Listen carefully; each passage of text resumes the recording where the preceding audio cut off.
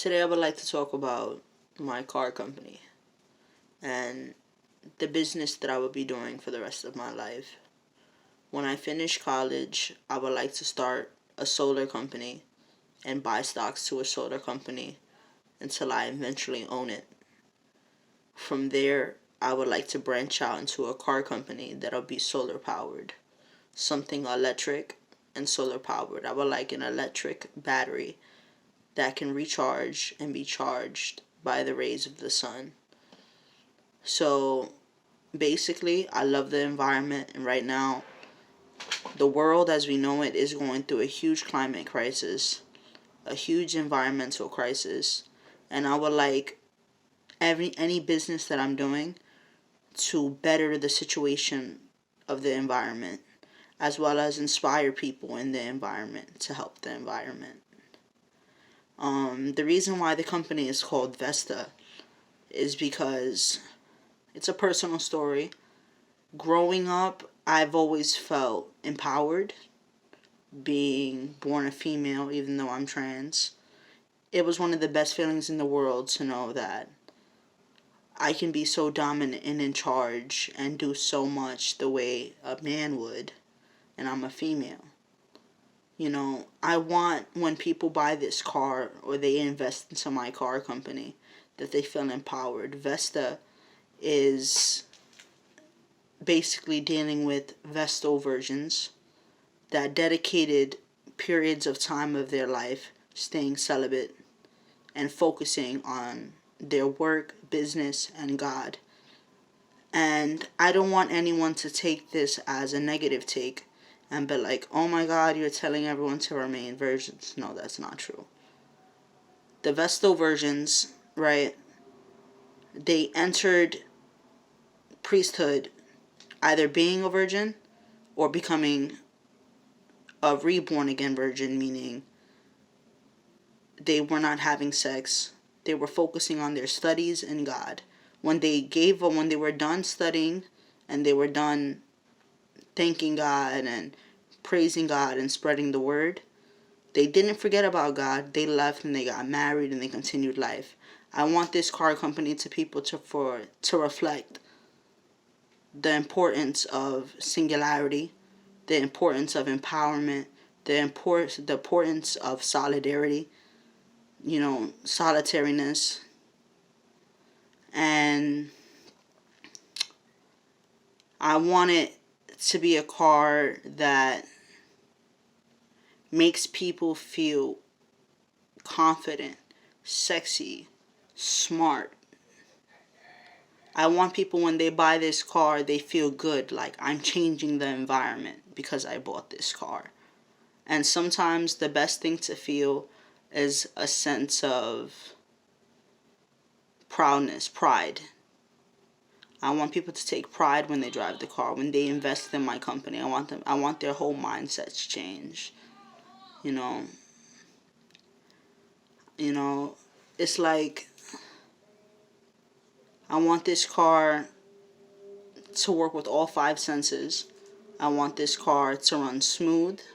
I want the car to look nice and sleek. I want the logo to be the first thing people see, and I want it to turn heads. I want it to start conversations. One of my biggest car brands that I love, and some of the people that I look up to would be Elon Musk and his car company Tesla. That's one of my favorite cars, and people say, why isn't a Ferrari your favorite car? Why isn't a car that's cheaper? Why isn't a car that's more durable, an older car? I don't have a car. But the reason why I say Tesla is because when I see the car, the first thing I see is power. Not because of the person who runs the company, but because it's like the name Tesla. I don't know if you guys know who Tesla is, but I think you guys should search him up. He was a scientist of sorts. And when you look at that car, you instantly think, okay, this person got money. This person is smart. This person definitely works with the environment. I want it to speak for itself. When I look at the logo, I smile. You know what I'm saying? When I get in the car, it's like, the couple of times I've been inside of a Tesla, it's like, how do I say? You feel in charge. It looks beautiful. It's neat. You ever seen a car that's beautiful on the outside, but when you get in, it's like real compacted? You know what I'm saying? And it's real like tight. You know what I'm saying? Like it's spacious but comfortable. I don't like a car with too much space either. You know what I'm saying? It makes me feel lonely. You know what I'm saying? Like the car looks sexy. It looks smart. It looks neat. It's spacious. And it's the little things that matter too. You know, I want my car to look expensive. I want it to be made with cheap products, strong products, valuable products. I want it to smell good, look good. When you touch it, your body goes, ooh. You know what I'm saying? When you're driving it, you're like, whoa. The only downside that I have with Tesla is that it feels too light. It feels too light. And I know that can be fixed, and I know why it's light. Because you want a car that's durable, fast, cheap to be made. You know what I'm saying? All of Tesla cars are made with it's put together like a puzzle, a Tesla car, and it's made quick. You can make Tesla cars really quick, but you need the people to make it for you. It's not necessarily that you can make it with a robot. You know what I'm saying? Like a lot of these cars are, you know what I'm saying? Like for example, Toyota. You know what I'm saying? Like Toyota is like it it's complex. You know what I'm saying? There's a lot of pieces to it. It takes more time to build, whether it's being built by robots or whether it's being built by humans. Like Tesla, it's like 1, 2, 3. You put one side of the door. You put the frame, the door, the other frame. Then you start putting in the bottom. Then you start putting in the wheels, and then you put on the windows. Like it's like a puzzle piece, and I like that because for the Tesla making such a big impact on the world, because Tesla's gonna blow the fuck up. Once the people realize and they get on the wagon that the environment is in a crisis, the climate clock is only less than 6 years left before we run out of time, before we can fix the world. You're like, everyone's gonna be like, yo, the car is nice, like, and we can do it. The reason why Tesla cars are so expensive, they're like 70 grand, you know what I'm saying, is because it's just starting out. So everyone's skeptical about buying it, but people are still buying it. You know, like it's like saying, if a Ferrari was $1 billion, would you buy it? No. But if Ferrari was $100, would you buy it? Over a car that lasts forever, looks nice and everything, but it's $1 billion. It's like, yeah, it helps the environment, but that's $1 billion, bro. I don't got time for it. I'd rather get a car for another car, a fucking Jaguar or something that's $100, knowing that it's gonna damage the environment and have huge gas leaks and huge carbon and all that other stuff. It sucks. So I want my car company to be run similar to Tesla, and I hope that one day me and Elon see eye to eye, and I think we would, and I think we do, because I'm a spiritual being, and I just hope it doesn't, how do I say, like, we don't compete, because technically I am competing with Tesla, because my name is Vesta and everything just sounds so similar. The car is gonna look similar. The only difference is the top of the car, where, alright, Tesla's sunroof, right, is see-through. But when you look from the top, you can't really look inside. But from the bottom, you could see the sky, the stars. That was my biggest thing. Because, like, say, for example, I'm driving through Texas, or say, for example, I'm driving through Hawaii, you know what I'm saying? You're gonna see all the stars as you're driving in the night, and that's, like, so beautiful to me. You know what I'm saying? You could fall asleep in a car like that and wake up in a car and be like, whoa. You know? Like, for me, I want to come up with a way to combine everything Tesla has going on with my little tweaks. You know? I want the solar panels to be on top of the car. And I'm thinking maybe where the sunroof would be.